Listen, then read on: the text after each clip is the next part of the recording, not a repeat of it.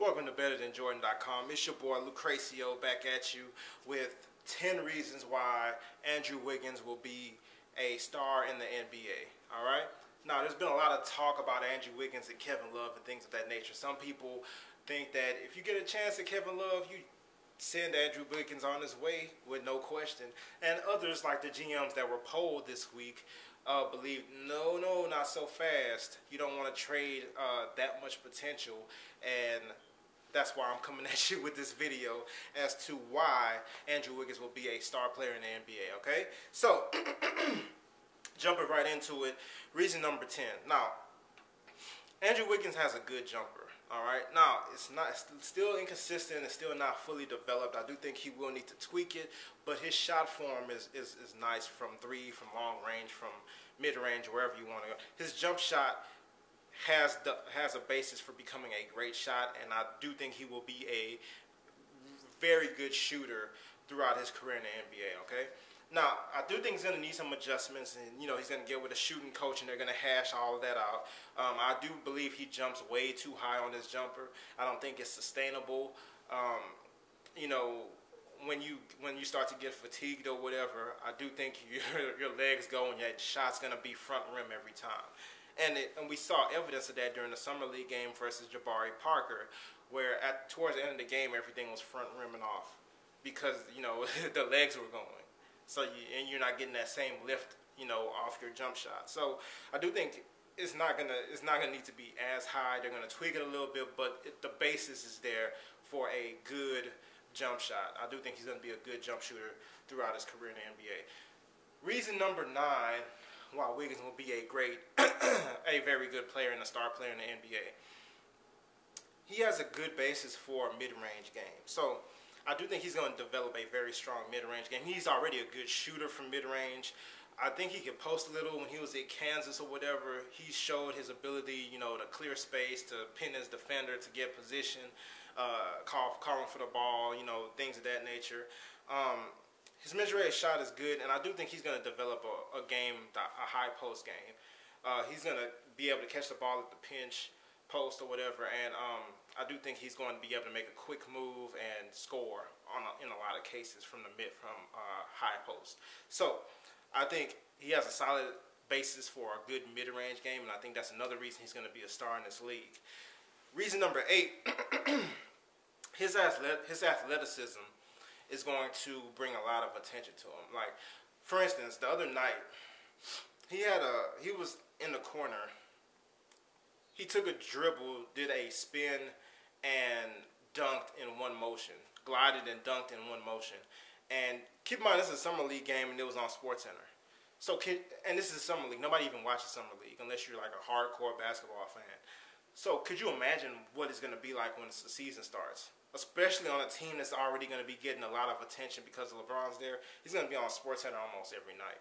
And that's going to bring a lot of attention. It's going to make his name big. He's going to be a star player in this league. All right? So, reason number 7. He's coming in the league playing shooting guard and not small forward. He's going to get some minutes at small forward playing behind LeBron, but ultimately, he's their starting shooting guard most likely. Well, not most likely. He's starting. Whether Dion Waiters is there or not, Andrew Wiggins is going to be starting. And he's always going to be bigger than his defender because these days there's not a lot of 6'8" shooting guards out there. I mean, Joe Johnson, he's like 6'7". He's going to be bigger than everybody who plays this position, and he's quick enough to guard those guys. He's going to be quick enough, and he's long. So, I think he's going to always have an advantage being bigger than your defender every single night. You're going to have that added advantage to the matchup, all right? Reason number 6, he doesn't really need the ball to positively affect the game. Like, for instance, Andrew Wiggins is not one of those guys who's going to, call for the ball at the top of the key and make something happen with a pass or seeing a cut or something. He's not that guy. He's not really a good passer in my opinion, and I don't think he really has great court vision either. But I do think he's going to thrive playing off of great players like LeBron and a good point guard like Kyrie Irving. I do think Kyrie Irving has potential to be a great player, but as of right now, I think he's a good player. So I think Andrew Wiggins is going to see a lot of shots from the corners.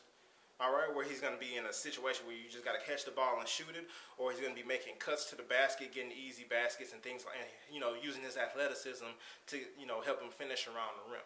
So I do think that's another factor. He's going to fit really good with greater players or whatever. I won't say necessarily greater talent, even though LeBron's a greater talent, but he's going to be with better players. He's going to nestle right in there, and he's going to be very effective doing the things that he can do on the court.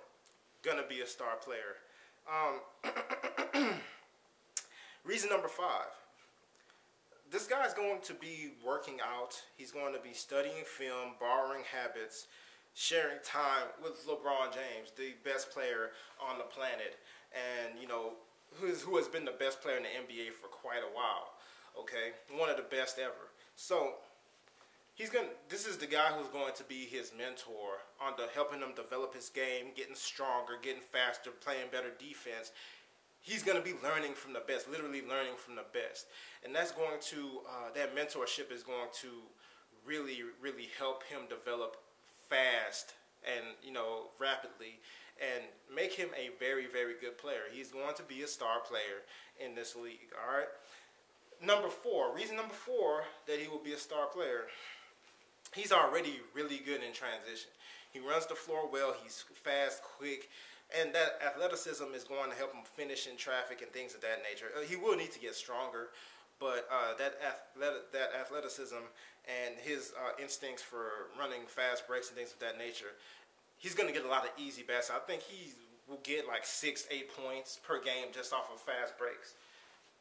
Easy points, which is going to raise his point per game average and put him on the radars for making all-star teams, rookie teams, whatever the case may be. He's going to get a lot of easy baskets.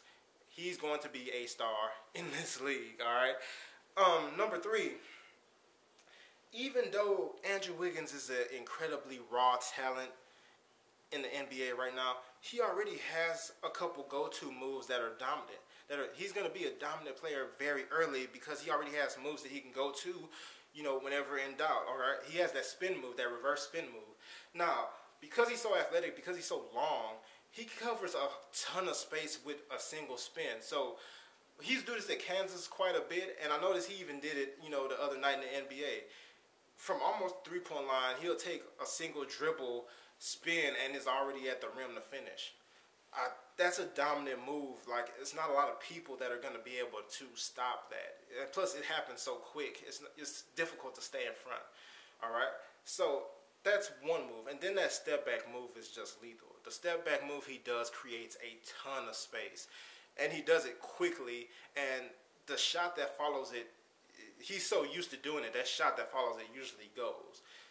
That step-back move, that's especially when I was talking about the high post, how his high post game is going to be.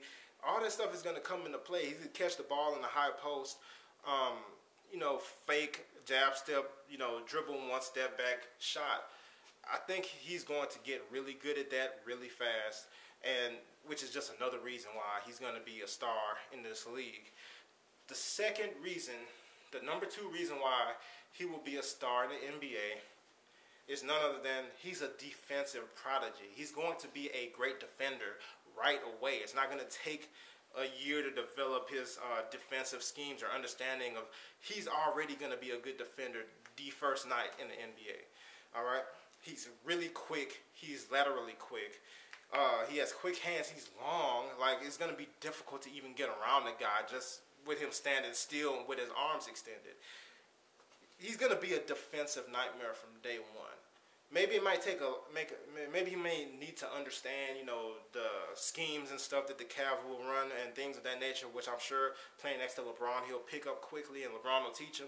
But I really think as an individual on-ball defender, right away he will be a nightmare defensively, which is another reason he's going to be a star in this league, because he's going to be a two-way player and a really, really good two-way player. And the number 1 reason Andrew Wiggins will be a star player in the NBA is his mentality. Now, he's not a selfish player, okay?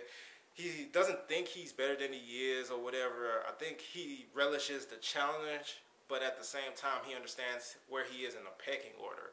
Okay, he's not a chucker, you know, and he's the type of guy who, you know, finds his niche in the team and will fit in the team.